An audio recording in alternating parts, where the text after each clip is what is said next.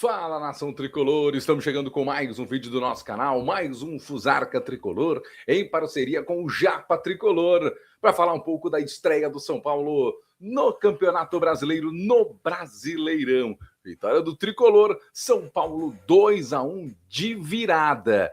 E esse resultado é importantíssimo, não só para o São Paulo, mas também para o Hernan Crespo. O São Paulo que precisava vencer a qualquer custo. A todo custo, o São Paulo precisava desta vitória e venceu. E não é uma simples vitória. É uma vitória contra o atual campeão do Campeonato Brasileiro. Uma vitória contra um time que vai lutar para ganhar tudo mais uma vez. E mostra que o São Paulo ainda pode, vou dizer com essas palavras, aprontar para cima de times com grandes investimentos. Parece que o São Paulo vai seguir a tônica do que tem sido o São Paulo nos últimos anos. Times que são melhores, que estão melhores, terão muita dificuldade contra o São Paulo, enquanto times considerados inferiores ao São Paulo vão ter mais facilidade e vão colocar o São Paulo em dificuldades. Quero saber muito a sua opinião, o que você achou sobre o jogo de ontem. A verdade é que o Flamengo teve diversas oportunidades, principalmente no primeiro tempo. São Paulo entrou com a linha de 3 zagueiros, Alan Franco, Arboleda e o Sabino. No meio-campo jogaram o Mike na direita, o Enzo Dias na esquerda e aquela trinca na meiuca. Jogaram o Danielzinho, o Bobadilha e o Marcos Antônio. E assim a gente tem que dizer, que bela partida fez o Bobadilha, viu? Ainda com algumas dificuldades de marcação, é verdade. Não é aquele camisa 5, aquele caçador, aquele jogador que consegue fazer a marcação de fato, mas ontem se doou muito, correu muito, assim como Jonathan Calleri. Calleri ontem, o que jogou também o Calleri não está escrito, hein? É esse Calleri que a gente gosta, esse Calleri que a gente sabe que pode dar mais pelo São Paulo. Eu não preciso nem dizer do Luciano. Apareceu, foi decisivo no momento importante, por mais que a gente pense nessa loucura que é o calendário do futebol brasileiro, com o Campeonato Brasileiro começando já em janeiro, e a gente pode ter aí a certeza que essa partida vai dar um ânimo. A loucura desse calendário acabou deixando o São Paulo também de guarda baixa no Campeonato Estadual. Porém, entretanto, todavia, a gente sabe que hoje o São Paulo, melhor, ontem, o São Paulo ganhou um certo ânimo para continuar a reta final do Paulistão, que briga contra o rebaixamento, essa é a realidade, e também para a sequência da temporada. Acho que o resultado em si foi muito importante, foi um resultado onde o São Paulo mostrou mais uma vez que vai sim lutar a todo custo contra times de maior investimento.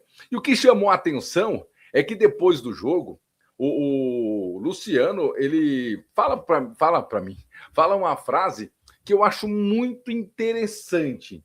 Ele diz que aquela vontade, aquela gana, aquela vontade de vencer, de jogar, de ganhar, voltou. Por que voltou isso? É a pergunta que eu faço. Foi o Rafinha que trouxe isso de volta? Ou foi o Rafinha que prometeu algumas coisas que estavam esquecidas e causando preocupação para boa parte do elenco do São Paulo? A gente sabe que tem coisas atrasadas, mas o Rafinha tinha dado o recado. Bom, jogar com um salário atrasado não é desculpa para corpo mole. E será que o time do São Paulo recebeu alguma promessa? Será que o time do São Paulo recebeu algum tipo de incentivo, podemos dizer assim? Não para ganhar do Flamengo, mas sim para jogar de fato e também mostrar que o time tem culhão, tem caráter e tem sim chances e oportunidades e futebol, acima de tudo, para vencer um adversário como o Flamengo. Hoje, a nossa realidade é que o Flamengo seja favorito contra o São Paulo aonde jogar. Tudo bem, mas o freguês, aquela coisa toda, o Flamengo de fato, e isso é um negócio que acaba espantando o torcedor do Flamengo. Porque, veja bem, O São Paulo não perde para o Flamengo no Morumbi como mandante há 4 anos. 2023, 1-0. 2024, 1-0. 2025, 2-2. E agora 2026, 2-1 para o São Paulo. Isso mostra que o Flamengo sempre tem dificuldade jogando no Morumbi. É o considerado, é o chamado freguês? Sim, é o chamado, é o considerado freguês. E isso acaba também entrando em conta, entrando em consideração. O São Paulo que ontem marcou com Luciano e Danielzinho marcando seu primeiro gol com a camisa do São Paulo. O gol do do Flamengo foi do Plata, com um belo passe de peito do Pedro. Sejamos sinceros, quando isso aconteceu, quando saiu o gol do Pedro, a gente já imaginava que o negócio ia desandar, o caldo ia entornar daquele jeito, como diz a música. E não foi bem isso que aconteceu. O Flamengo teve as suas chances, mas viu o São Paulo ter um pouco mais de brio, um pouco mais de, podemos dizer, um pouco mais de culhão mesmo, né? Vontade de honrar o manto, como a galera gosta de dizer, e assim foi feito. O São Paulo venceu e era importantíssimo começar o campeonato vencendo, mais uma vez, para dar muita moral mesmo. O Crespo falou algumas coisas interessantes na coletiva, né? Dentre elas, a questão dos 3 jogos que tem ainda pelo Campeonato Paulista. Ele diz que temos 3 jogos, 2 no Morumbi e contra um último colocado. Ele diz que está confiante. É um clássico, um jogo contra um estreante na Série A do Campeonato Paulista e uma desesperada Ponte Preta. Ele também falou algo sobre o Alisson. O Alisson que teve que retornar ao São Paulo. E aí, o Crespo falou, bom, ele é jogador de São Paulo, nós vamos abraçar ele. Espero que seja abraço de urso, viu, Crespo? Espero que seja abraço de urso e que deixe ele guardado, deixe afastado, porque realmente o Alisson não merece mais vestir a camisa do São Paulo por tudo que ele fez, tudo que ele forçou, ele não merece. E assim, ele não merece mais vestir a camisa do São Paulo por méritos dele. Assim como o que ele conquistou com a camisa do São Paulo e o respeito que ele tinha conquistado do torcedor de São Paulo, também foi pelo mérito dele. Mas ele preferiu ter outros tipos de mérito quando tomou algumas certas atitudes. O Crespo também foi perguntado sobre os 42 pontos, ou melhor, sobre os 45 pontos. Ele disse que faltam 42 ou realinhou as expectativas, veio a pergunta. Ele disse, eu tenho um sangue vencedor igual ao São Paulo. A ideia é construir com calma. Talvez errei na comunicação. Ou seja, alguma coisa já aconteceu lá. O Rafael falou, Crespo, onde estás, Crespo? Não pode falar com este jeito. Meti um portunhol com um italiano no meio aí, virou uma passaroqueira da melhor, viu? Mas o Crespo foi, então, corrigido, melhor como ele gostou de dizer, né? Como ele disse, fui corrigido, me errei na comunicação. Ok, a gente entende que também foi pressionado para que isso não acontecesse mais, esse tipo de comunicação, não é? Mas tá certo. Não dá. O Crespo, ele falou o que todo torcedor pensava naquele momento, né? Todo torcedor pensava, imaginava que o São Paulo iria e ainda vai brigar por simplesmente quase todo para debaixo da tabela. Depois, né? Depois entende-se que o que vier é lucro, né? O que há de vir, virá, né? Vamos ver o que acontece. Bom, vitória importante, o São Paulo mereceu.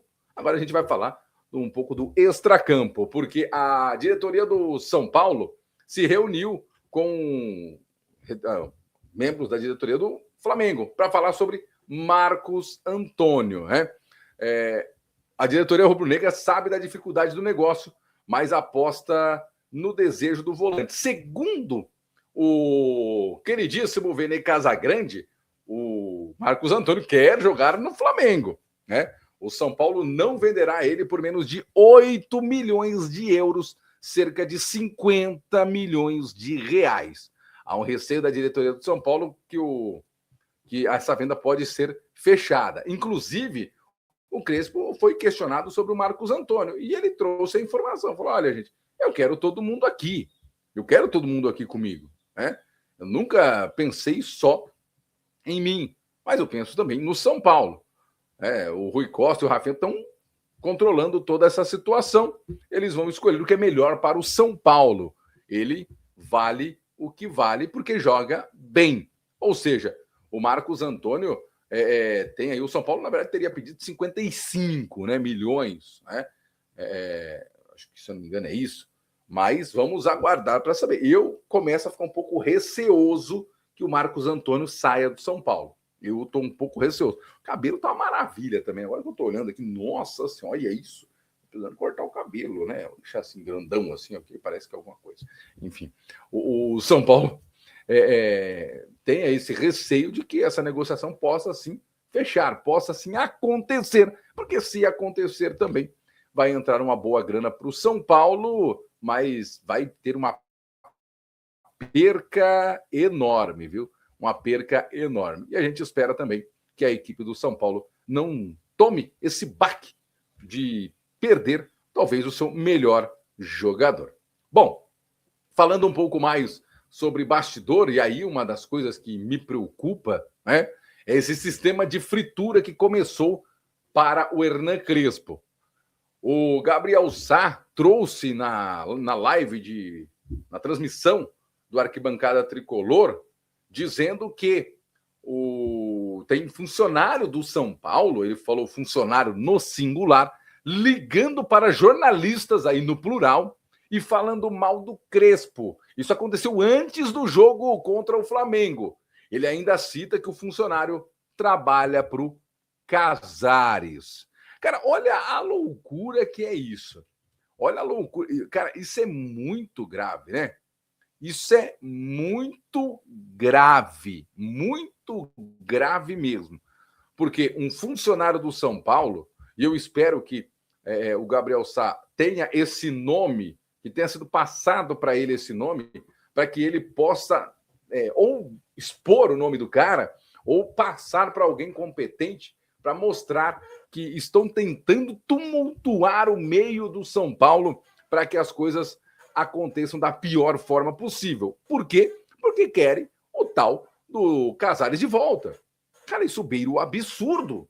Beira o absurdo. Como é que a gente vai conseguir pensar no São Paulo diferente se tem pessoas lá dentro que jogam contra porque são amiguinhos do presidente, que preferem esse, que preferem aquele. Os caras jogam contra a própria instituição por preferências individuais. Levam em conta aquilo que o seu círculo de amizade, ou se não, a sua patota, se está ou não no comando. Cara, esses caras literalmente não pensam no São Paulo. Eles estão pouco se lascando para o São Paulo. É impressionante. E isso cada vez mais vai ficando evidente. E se for verdade, e se o Gabriel Sá tiver o nome, e se ele tiver, eu sei que ele vai fazer, ele vai trazer esse nome ou para os torcedores, ou ele vai passar para alguém lá dentro que possa tomar as providências. Mas isso é um jogo baixo, de pessoas baixas, de pessoas sem escrúpulo, de pessoas que não se importam com o São Paulo, como muitos lá dentro não se importam com o São Paulo. Por isso que a gente falava que a limpeza só começou tirando o Casares. Agora tem que tirar os resquícios do Casares no São Paulo. Sabe quando você termina uma obra e você faz aquela famosa limpeza pesada, usa fim de obra e não sei o quê e tal, aquela coisa toda, ainda precisa fazer mais uma demanda, mais uma mão dessa limpeza para que nada, nenhum resquício sobre. Porque se sobrar, eles vão tentar se multiplicar, assim como vermes, assim como parasitas, assim como coisas malignas para atrapalhar a vida do São Paulo. Que seja feita uma limpeza, de fato, usando os maiores produtos de limpeza, podemos dizer assim, dentro do São Paulo. E tire quem precisar tirar. Se for uma pessoa de um cargo importante, tira. Se for uma pessoa de um cargo de confiança dos jogadores, mas vai fazer mal ao São Paulo, tira. O importante é não sobrar nenhum resquício dessa sujeira, dessa vermidão chamada Casares e os seus tricolor caps. Esse foi o nosso vídeo de hoje. Eu espero que vocês tenham gostado. A quinta-feira vai ser diferente. Até o final de semana, a gente fica feliz, alegre, porque o nosso São Paulo começou estreando com... Começou é bom, né? Começou estreando, tem que ser, né? Começou com o pé direito no Brasileirão. E aí o Flamengo ficou na choradeira por causa do pênalti. Ah, foi pênalti, não foi. Ah, meu Deus, não sei o quê. Vamos lá. Precisar de um pênalti bem cozi, que para mim não foi pênalti. Porque vamos ser sinceros, o Arrascaeta ele chega inteiro na bola. Ele consegue a finalização sem ângulo, tem ali um toque, mas esse toque não é o suficiente para derrubar, para deslocar. Ah, mas ele estava em velocidade. Ele está... Exatamente. Todo mundo, quando joga futebol, está em velocidade. A todo momento, está todo mundo em velocidade. E a gente percebe que o Alan Franco não tem a intenção de atrapalhar o jogador. É uma passada que acontece... a passada do Alan Franco acerta a passada do nosso queridíssimo Arrascaeta. E quando ele engatilha para fazer a finalização, ele leva o pé um pouco mais para trás. E isso acaba também fazendo com que o jogador do Flamengo amplie o seu espaço para que possa finalizar, que é um movimento natural do corpo. Movimento natural, não tinha espaço, acabou se chocando com o Alan Franco, quem via por trás. Para mim, o pênalti não deveria ter sido marcado. Algo, mas se fosse ao contrário, você estaria desesperado. Pode ser que sim, mas estaria desesperado errando na minha própria interpretação, porque pênalti não foi.